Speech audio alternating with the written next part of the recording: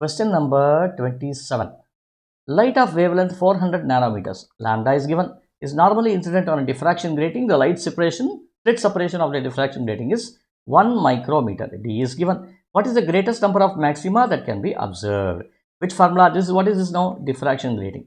So definitely use d sin theta is equal to n lambda.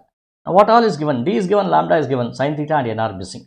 So let us take sin theta is equal to n into lambda by d, which should be n into 400 into 10 to the power of minus 9 nano divided by 10 to the power of minus 6, which should now be equal to n into, what is this, 4 into 10 power minus 7 by 10 power minus 6, which is 0.4. I get so much. Sin theta is equal to so much over here. Now, what is the greatest number of maxima? It depends upon, now I can now write n is equal to sin theta divided by 0.4.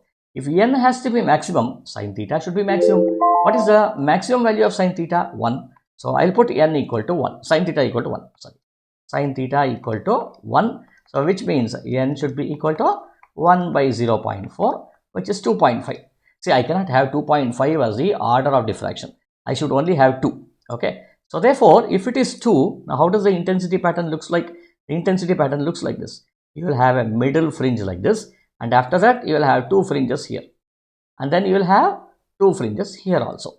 Okay, which means what? You will have 2 bright fringes here, 2 bright fringes here, 1 more bright fringes here. This will be plus 1, plus 2, 0, minus 1, minus 2. So, how many bright fringes totally? There are 1, 2, 3, 4, 5. 5 maxima has been observed. The right answer is C over here.